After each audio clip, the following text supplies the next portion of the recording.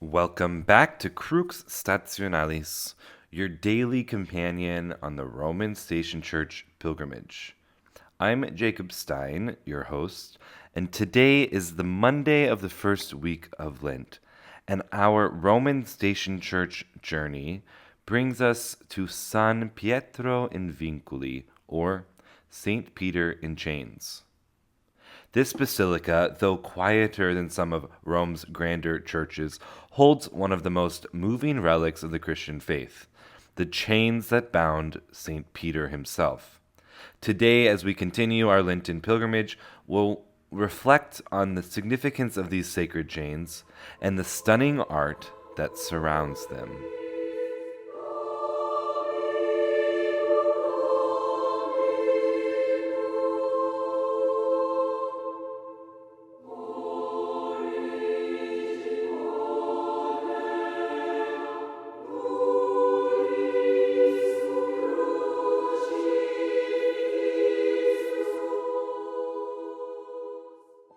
At the heart of this basilica stands the relic that gives it its name, the chains of St. Peter. According to tradition, these are the very chains that bound the apostle in two separate imprisonments, one in Jerusalem, as recorded in the Acts of the Apostles, and another in Rome before his martyrdom. The story goes that when Pope Leo I received the Jerusalem chains as a gift from Empress Eudoxia in the 5th century, he compared them to the chains from Peter's Roman imprisonment, which were already kept in the city.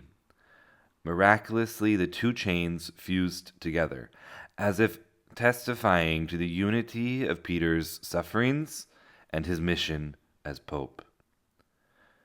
You can still see these chains today enshrined beneath the high altar in a reliquary. As pilgrims, we're reminded that suffering for Christ, whether in the literal chains of martyrdom or the spiritual discipline of Lent, or those little pesky things that might happen every day, the involuntary sufferings, all these things can be transformed into a witness of faith. As you stand in the basilica, your eyes are inevitably drawn to the altar. But don't forget to look at the apse. The 18th century frescoes by Giovanni Battista Parodi depict the miraculous liberation of Peter from prison, reinforcing the theme of divine intervention and the power of prayer. It's very interesting we're visiting this year in the Lenten season of 2025 as the Pope is in the hospital and the world is praying. And for 3 weeks, people have gathered in St. Peter's Square to pray for the Holy Father. And they are beginning the Lenten retreat in the Roman Curia this week. And they'll continue praying the Holy Father, but in a more reserved way inside the Paul VI hall.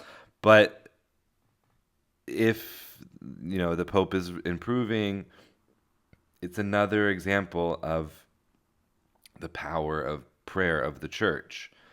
From the simplest, faithful person to the highest cleric in the Church, we're all sort of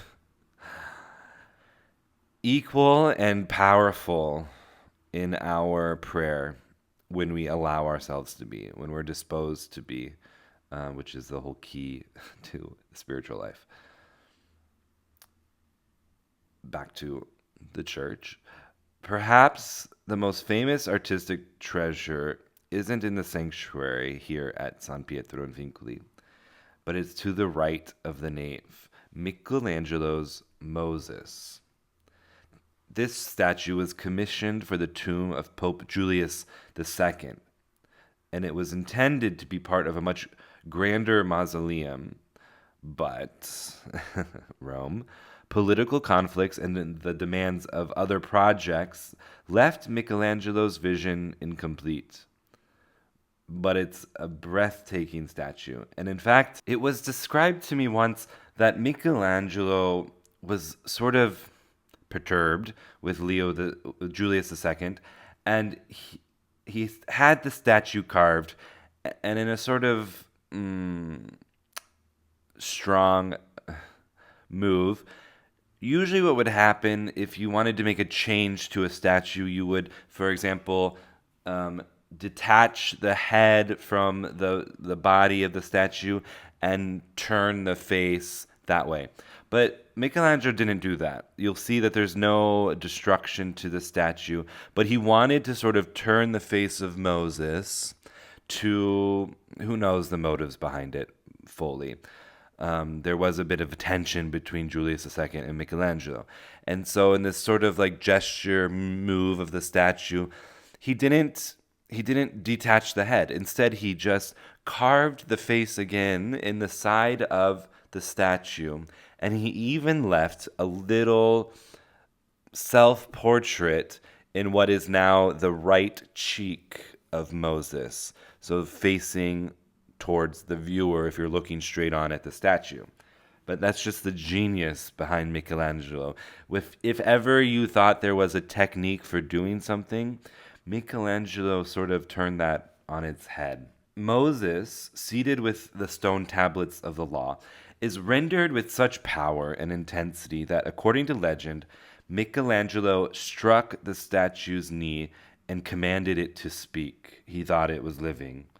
The figure's iconic horns that you see on the head, you see this also in other paintings and of Moses, they're the result of a mistranslation of the Hebrew scriptures. The word for radiant was misread as horned in the Latin Vulgate.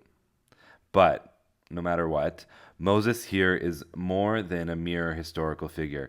His stern gaze, his dynamic pose, his muscles remind us of the weight of divine law and the responsibility of leadership. We're talking about St. Peter, we're talking about Moses. For us on our Lenten pilgrimage, his presence in the Church of St. Peter in chains serves as a powerful reflection on the journey of faith. We go back to the history of the faith via the Jewish people, via the Old Testament, and the development of this relationship between God and his people. Moses led the Israelites to the Promised Land. And so, in the same manner, even in a more important manner, Peter's successors are meant to lead the church to heaven. It's a great reflection for, as I said, the simple people in the pews, but also the highest clerics in the church. As we continue this Lenten series, this church invites us to meditate on this paradox of freedom and captivity. Peter was bound, yet he was free in Christ. Moses carried the law, yet it was through obedience that he led his people to liberation. So we can ask ourselves, what chains are binding us? Sin, fear, selfishness? Lent calls us to break these chains through prayer, fasting, and almsgiving, so that, like Peter, we may be set free by the grace of God. Thank you for joining Crux Stationalis, and on this pilgrimage, stop at San Pietro in Vincoli. Don't forget that you can find the video tour at the end of this podcast or in the video in the description of the podcast. And there's also a link to a helpful book of meditations, 31 days of meditations on the Passion of Christ. It's good for Lent. It's good for the year round. So you can find that in the video description as well as at the end of the YouTube video if you're watching from YouTube. Tomorrow we move forward in our Lenten journey to the Station Church of St. Anastasia. Until then, may you have a blessed day and may you walk in the freedom of Christ. God bless you.